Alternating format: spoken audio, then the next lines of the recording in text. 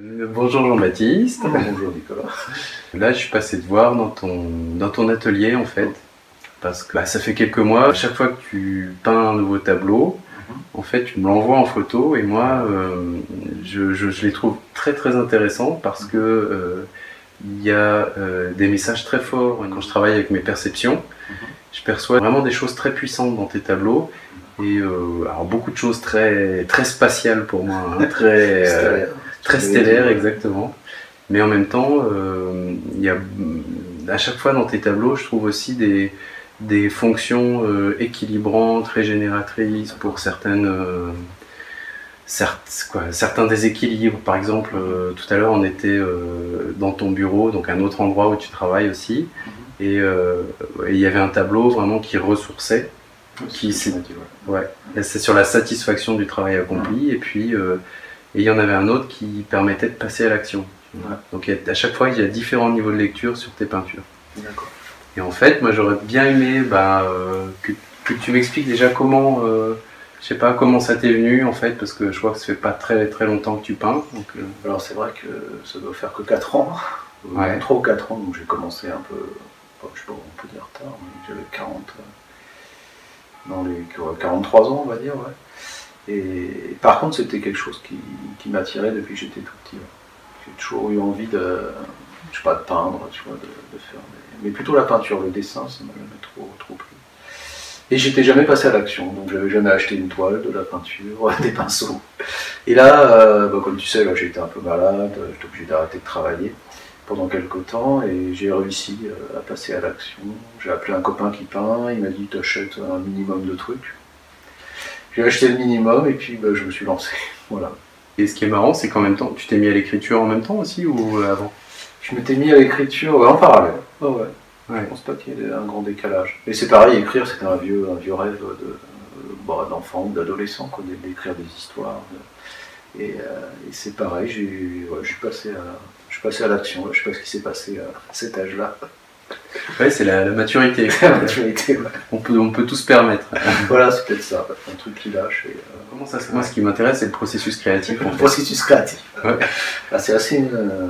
Alors j'ai fait des tableaux assez différents, là on voit derrière, qui sont plutôt un peu stellaires. Après j'ai des choses qui sont plus représentatives, comme derrière toi, là, où il y a un jardin plutôt. Alors j'ai commencé par des trucs où il y avait des jardins, je sais pas pourquoi, mais ce qui est important pour moi, l'inspiration, ça vient toujours par une forme. Il y a toujours une idée de ligne ou de courbe en fait. Ouais. C'est la première chose que j'ai à l'esprit. Alors soit je vais la mettre sur ma tablette, une tablette, soit j'ai des morceaux de papier. Et alors soit je vais la réaliser physiquement avec des morceaux de papier, soit je vais tout simplement avec un crayon faire la forme qui m'intéresse. Et à partir de cette forme, c'est juste une ligne en général, ou des lignes qui se croisent. Il y a autre chose qui va apparaître. Mais ça apparaît petit à petit. Des fois, je peux rester des mois entiers avec un... D'ailleurs, je dois en avoir là. une feuille avec une forme au milieu qui ne dirait rien à personne, hein, c'est juste une ligne, tu vois. Et pour moi, elle me parle énormément. Mais avant que je la mette sur un tableau, des fois, il faut quelques mois. Et puis là, je sais pas, il y a un déclic et autour de cette forme va s'organiser, je sais pas, un paysage, un horizon, quelque chose à l'arrière, et puis d'autres formes autour, tu vois. D'accord, donc du coup c'est une forme qui vient finalement, qui va condenser toute l'énergie du tableau, voilà. Toute l'inspiration pour le reste. Voilà. Et en général, effectivement, si on regarde mes tableaux, je pense qu'il y a toujours une forme qu'on voit plus ou moins, ça dépend des gens je pense, mais qui est la source en fait du tableau. Voilà. Et l'inspiration elle vient de là, et après tout se construit autour. Quoi. Les couleurs, ouais. En général, je crayonne forcément en noir et blanc, et l'intuition des couleurs, c'est quelque chose de plus étrange encore. C'est-à-dire que j'ai les formes, et je vais mettre les couleurs, moi je fais de la peinture, donc je mets les couleurs tout de suite. Et j'y connais rien en couleurs, je suis complètement autodidacte, donc j'ai pas trop le sens des couleurs, mais là c'est vraiment intuitif, je vais mettre, je sais pas moi, là j'ai choisi par exemple derrière du vert et un certain violet, et un certain rouge, mais quand je le fais, je suis même pas sûr que ça va marcher, quoi. Ouais. C'est une espèce de découverte, quoi, une exploration. Par contre, c'est toujours juste. C'est-à-dire, je reviens jamais sur mon choix de couleur. Ah ouais, c'est marrant. Ça, c'est étrange, quoi. Du coup, tu te laisses guider, quoi. Je me laisse complètement guider sur le choix des couleurs. Ouais, tu vois, enfin, moi je fais le parallèle, hein, quand je travaille en perception, le côté faire confiance, quoi. Quand il y a quelque chose qui te vient, tu le... Tu fais confiance, ouais. Et là, mais des fois, c'est même étrange, parce que là, j'avais peint du violet, et puis j'avais l'intuition qu'il fallait mettre du vert, je me disais, ça va pas le faire, enfin, tu vois. Je sais pas pourquoi, et je vais quand même faire confiance en mon intuition, et ça le fait, quoi. Tu vois, donc c'est rigolo. Et du coup, alors, est-ce que, ça c'est moi, c'est ma curiosité, est-ce que tu te mets dans un état particulier pour peindre, ouais. J'ai pas l'impression, en tout cas, je peins presque quelle que soit ma disposition d'esprit, je peux être un peu anxieux, je peux être très bien, je peins de la même façon. J'ai pas l'impression d'avoir un état de conscience particulier quand je peins. Quand je me mets à peindre, je me sens dans une situation tout à fait normale, quoi, dans ma perception. Par contre, du coup, quand tu peins, si tu étais anxieux par exemple, t'es toujours anxieux quand tu peins ou tu ne l'es plus?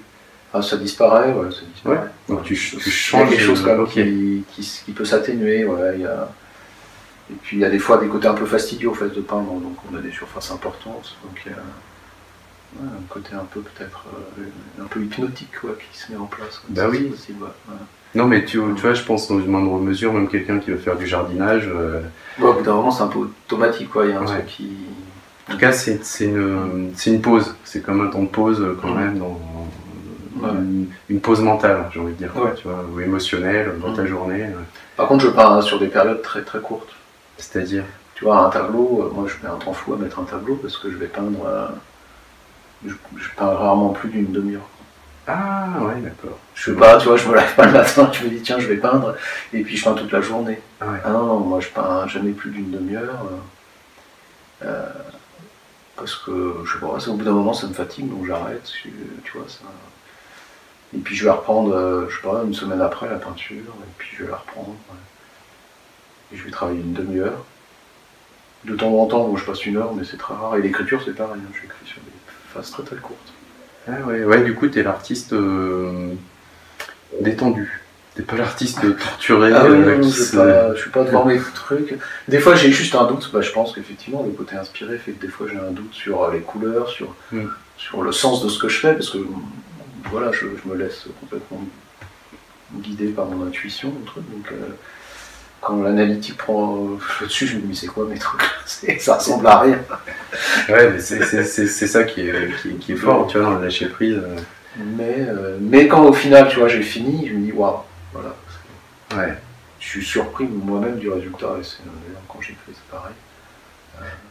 Finalement, tu peins ce qui te vient à l'esprit, sans te poser de... Je me pose pas, non, je me pose sans te poser aucune question, ni conceptuelle, ni symbolique d'ailleurs. Parce que tu vois, c'est une question qu'on se pose souvent quand on voit des tableaux. Il y a des peintres qui ont peint des tableaux avec plein de références ésotériques ou des choses comme ça, ou symboliques. Enfin, en tout cas, quelqu'un qui va regarder va trouver plein de références. Et quand on pose la question à l'artiste, il dit ah non, pas du tout. Ah non, je trouvais que c'était beau ici, ça j'aimais bien. Moi j'ai aucune idée de symbole ou de référence quand je peins. Alors là, vraiment. J'y pense même pas, quoi. J'ai vraiment trouvé des énergies très étranges dedans, très stellaires. Et du coup, toi, quand tu peins, tu es en contact avec cette énergie. Est-ce que tu as l'impression d'être en contact avec ou pas? Pas du tout, non. C'est vrai que ça me surprend parce que quand tu m'en parles, tu me parles d'énergie, de certaines énergies que toi tu ressens. Ouais. Et moi, au moment où je peins, alors pas du tout, quoi. Ouais. J'ai pas du tout. Alors après, par contre, si, une fois qu'il est fini, quand je le regarde, il y a un moment un peu magique où tu rentres un peu dans le tableau, tu vois. Non, parce qu'on imagine toujours que l'artiste il est en connexion, il est en transe. Ah, il y en a sûrement. Hein. Mais moi j'ai l'impression que je suis très concentré dans le moment présent de la peinture, tu vois, de mon petit morceau de la peinture que je suis en train de faire, par exemple, si c'est un petit morceau. Et en même temps, tu vois, quand on développe les perceptions extrasensorielles chez les gens, ben, le plus dur, c'est d'arriver à dire ce qui nous passe par la tête sans réfléchir. Donc là, toi, tu crées finalement sans réfléchir. Sans trop réfléchir. Ouais. C'est pour ça qu'il y a une espèce d'état de canal, tu vois. On se laisse aller à quelque chose, mais c'est vraiment... Enfin, il n'y a pas j'ai pas de sensation de connexion d'ailleurs. Ouais, c'est bien. Bah oui, non, mais c'est bon signe. Hein. Ouais, c'est bon signe. Bon, je sais que tu fais beaucoup de tai chi, des choses énergétiques comme ça. Et ça me fait penser à ça parce que c'est pareil. Je veux dire, les personnes qui sont les meilleures, finalement, elles sentent rien, quoi. C'est un peu ça, ouais. Ça fait penser à ça. Le seul truc que je ressens, ce que je te disais tout à l'heure, c'est par exemple si je veux peindre la mer ou je peins le ciel, il y a un moment un peu magique où bon, le ciel, je sais pas, c'est du bleu, tu vois, avec un peu de blanc, ouais. Et il y a un moment où le ciel, enfin je sais pas, t'as l'impression que voilà, t'as peint un vrai ciel, quoi. Enfin, et donc tu sais que tu peux t'arrêter. Tu pourrais dire, je pourrais toujours rajouter, je sais pas, un petit nuage. Et ça c'est vraiment très magique. Ça fait pareil pour la mer. Il y a un moment où tu sens presque biote, si j'exagère un peu, quoi. Et là tu sais c'est bon. Les végétaux ça fait pareil, il y a un moment où tu sens presque le côté rugueux, tu vois, du végétal. Mais tu ressens l'élément, là tu me parlais de connexion, là il y a des moments où sur les éléments un peu basiques comme la mer, le ciel, la nature, il y a un moment où quand tu le peins, tu as l'impression vraiment d'être dedans et de sentir l'élément dans sa toute puissance. D'accord. Tu vas sentir la mer, tu vas sentir le vent, le son végétal, enfin, c'est très, très particulier ça. Ouais. D'accord, donc du coup là t'es pas, effectivement, t'es pas du tout dans le mental, t'es vraiment dans le ressenti. Et t'as le signal que c'est bon, l'énergie est posée, la couleur est posée, tu peux arrêter. Stop. D'accord, et après t'es tellement attaché à tes tableaux que tu peux pas les vendre. C'est ça. Ça c'est un autre sujet. Est-ce que j'y suis attaché? J'arriverai à en avoir des représentations photographiques ou des reproductions de bonne qualité, je pense que j'arriverai à les vendre. Mais pas les originaux. Les originaux, ils ont quelque chose de particulier, quoi, je pense en tout cas. Après, la plupart sont dans mon placard. Ils ne sont pas exposés puisque j'expose très peu. J'en ai quelques-uns sur les murs, mais je ne vais pas en mettre une vingtaine dans ma maison. Et ce qui est bien, c'est que tu les as mis à disposition sur ton blog. Là. Voilà, j'ai créé un blog pour les mettre à disposition. Tu peux rappeler le nom, ton blog? C'est mon nom, donc c'est JB Nortier, .wordpress.com. Voilà. Sur WordPress, voilà. Où on peut avoir accès à des photographies de plus ou moins de bonne qualité. Je ne suis pas un très grand photographe, mais qui permettent quand même de se donner une idée. Puis j'ai mis la taille aussi. Ouais. Après ça reste plus qu'une photo. Moi en tout cas j'encourage ceux qui sont intéressés par tout le côté énergétique d'aller voir sur ton site, sur ton blog et justement d'essayer d'entrer en relation avec l'énergie du tableau.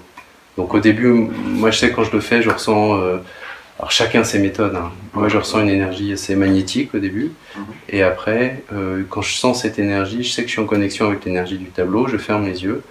Et là, j'ai des images qui viennent, des scènes, des personnages, des paysages, des explications. Je comprends des choses. Et j'ai eu des... C'est chouette. Parce que moi, quand je me connecte, j'ai des ressentis, des émotions, mais j'ai pas de sensations, d'explications en tout cas.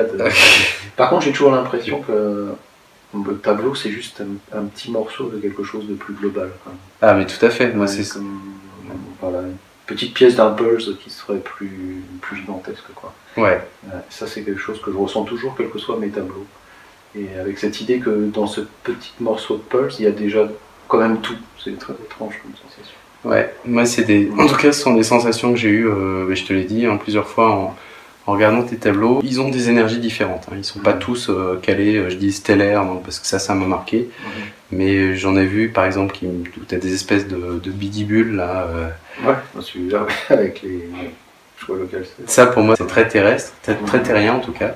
Par contre il y a pas mal de tes tableaux où j'ai des images un peu de voyageurs interstellaires, quoi, de découvertes de mondes complètement différents d'une autre, de paysages complètement différents, d'explorateurs.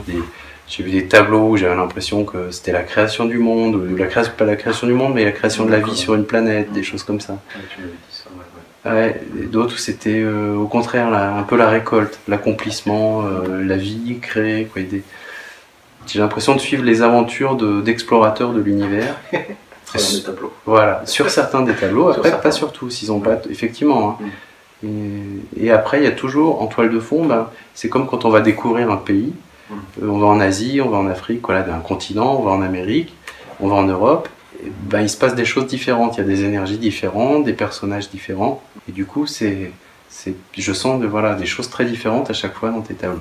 Ben, pour moi c'est très important d'en parler, parce que je pense que ça va parler à certaines personnes, pas à tous, mais moi j'ai rencontré des gens comme ça qui se sentent un peu, par exemple, étrangers sur Terre, qui ne comprennent pas des fois pourquoi tout est aussi violent, pourquoi on est dans des rapports de domination, pourquoi il y a des choses très rugueuses, très dures comme ça dans la vie.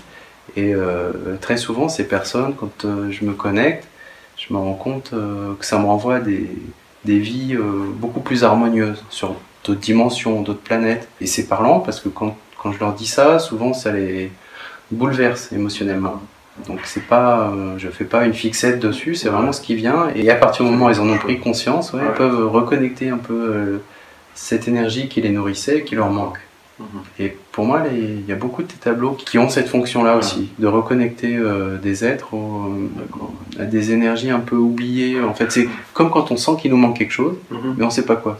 Est-ce qu'il y a quelque chose que tu veux ajouter? On a des projets déjà d'étoffer le blog avec des commentaires, en tout cas, ou des témoignages, en particulier de Nicolas, par rapport aux différents tableaux, quoi. Pour pouvoir orienter aussi.